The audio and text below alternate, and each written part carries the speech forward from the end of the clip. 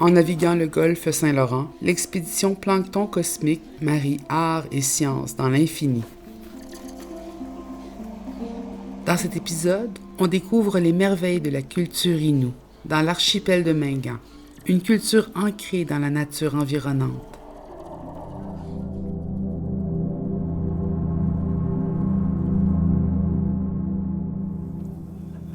Ici, c'est le Wanjuminsto, Kajegokia, Kajegokiahis.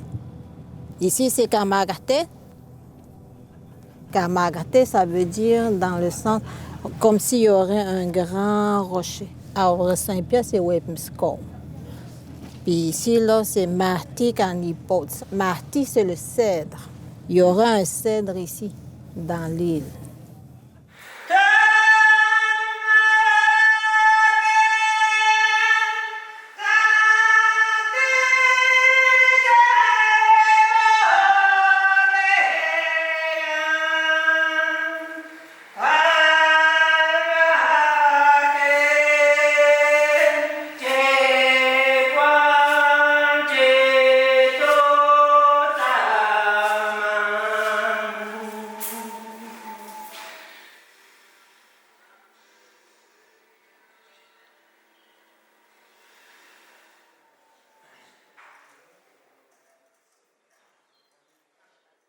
Mon nom, c'est Ritam Stokosho, puis je suis très honorée de vous accueillir à Ekwanchit.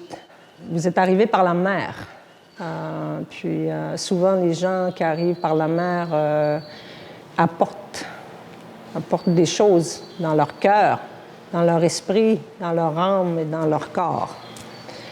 Quand on voyage par la mer, on voit au-delà. On voit au-delà de nous-mêmes. Parce que des fois, c'est l'infini, c'est l'eau. Il y a des choses qu'on ne voit pas, c'est invisible, mais on doit être ouvert quand on voyage sur l'eau à ce qu'on ne voit pas, mais qui existe.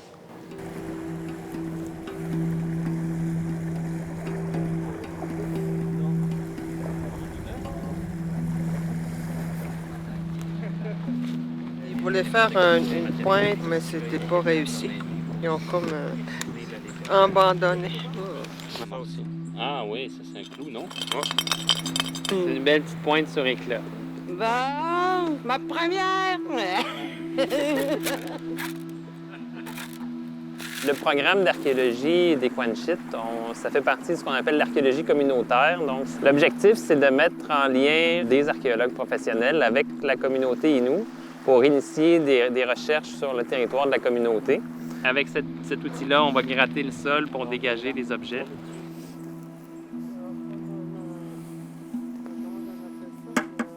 J'ai dit, il faut que j'essaye de trouver une pointe, puis des fois, j'allais voir l'arbre qui est là parce qu'il y avait un aigle. J'allais là, puis je faisais ça. Je veux trouver. Hier, quand j'ai trouvé, j'ai...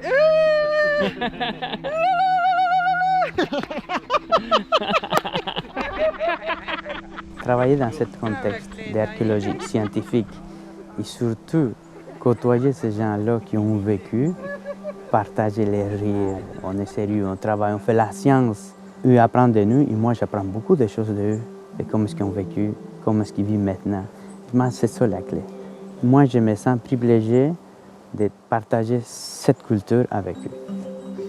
Les scientifiques ont l'habitude de diviser les choses, de mettre la forêt dans une catégorie, la mer dans une catégorie. Tu vois, ils les divisent. Et pourtant, ils sont reliés. Mes ancêtres, c'est ça qu'ils croyaient. Ils ne divisaient rien. Des anciens regardaient la lune. Puis vous pouvez prévoir toute la température du mois. Ce que je souhaite quand je vois des rencontres là, qui est en lien avec les changements climatiques, avec l'environnement, c'est de trouver une façon d'allier les connaissances traditionnelles que les peuples autochtones ont avec la connaissance scientifique. Je pense que s'il y avait plus de scientifiques dans notre monde qui considéraient l'interdépendance et l'unicité entre le vivant et le non-vivant, je crois qu'on serait plus apte à préserver notre environnement parce que là, on fait parler notre cœur aussi. Une aire protégée autochtone se dessine à Equantit.